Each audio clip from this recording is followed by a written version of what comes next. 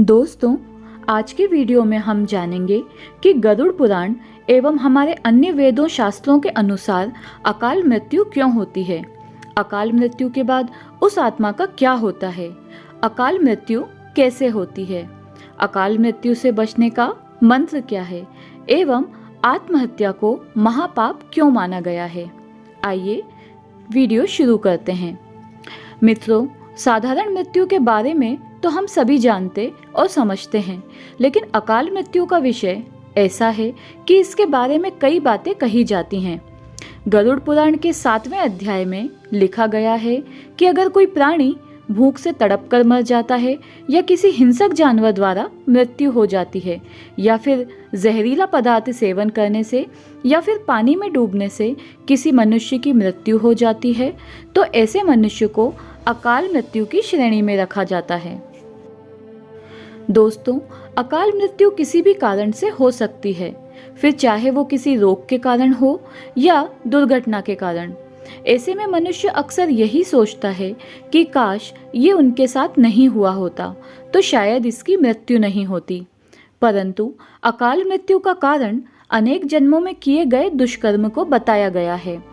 गरुड़ पुराण में इसी प्रसंग में गरुड़ जी ने श्री हरि से ये पूछा कि जब वेदों में मनुष्य की उम्र 100 साल निश्चित की गई है तो उनकी अकाल मृत्यु क्यों हो जाती है।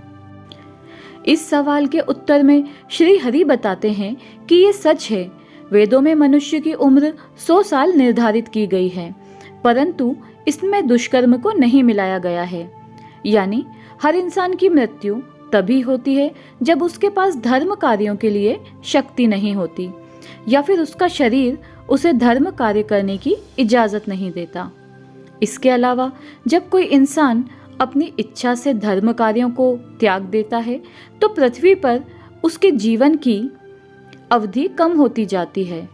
देखा जाए तो हर इंसान का कर्म ही उसका धर्म होता है। मनुष्य की मृत्यु तब होती है जब उसके पास अपने इन कर्मों को निभाने की शक्ति या इच्छा नहीं होती।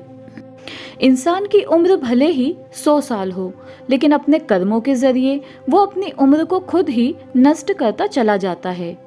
वेदों का ज्ञान ना होने से मनुष्य जान ही नहीं पाता कि वो कब कुकर्म करता जाता है। इसीलिए हर मनुष्य को धर्म और अधर्म के बारे में अवश्य जानना चाहिए। गरुड़ पुराण के अनुसार मृत्यु के बाद आत्मा का क्या होता है। गरुड़ पुराण में विष्णु जी ये भी बताते हैं कि मनुष्य के जीवन के 7 चक्र निश्चित हैं।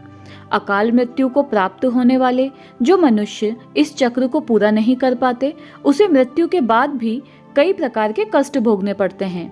दरअसल अचानक ही मृत्यु होने की वजह से मनुष्य की इच्छा, कामना और तृष्णा बनी रहती है जो कभी पूरी नहीं हो पाती।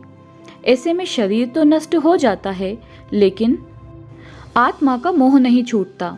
इस स्थिति में अकाल मृत्यु वाली आत्माएं अपने परिजनों या जीवित लोगों को कष्ट पहुंचाती हैं और अपनी मनोकामनाएं पूरी करने का भी प्रयास करती हैं।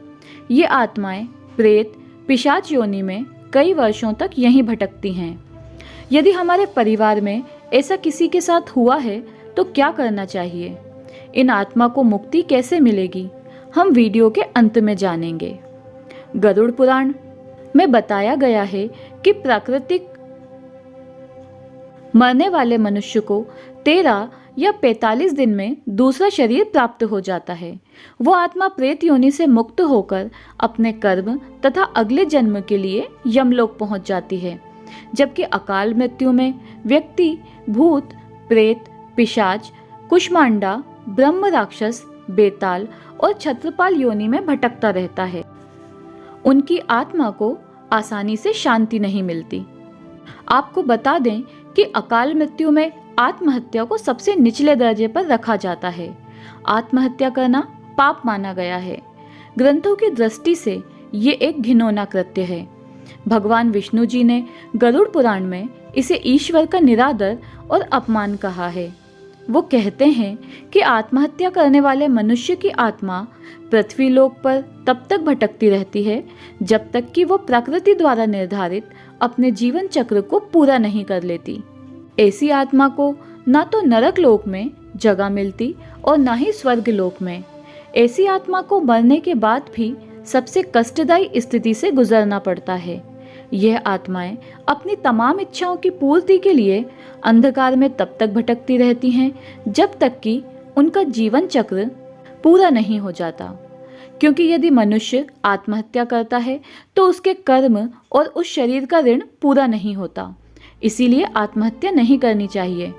आत्महत्या करने वाली आत्माओं के कष्ट को तो नहीं कम किया जा सकता, लेकिन गरुड़ पुराण में अकाल मृत्यु को प्राप्त मनुष्य की आत्मा की शांति के कई मार्ग बताए गए हैं।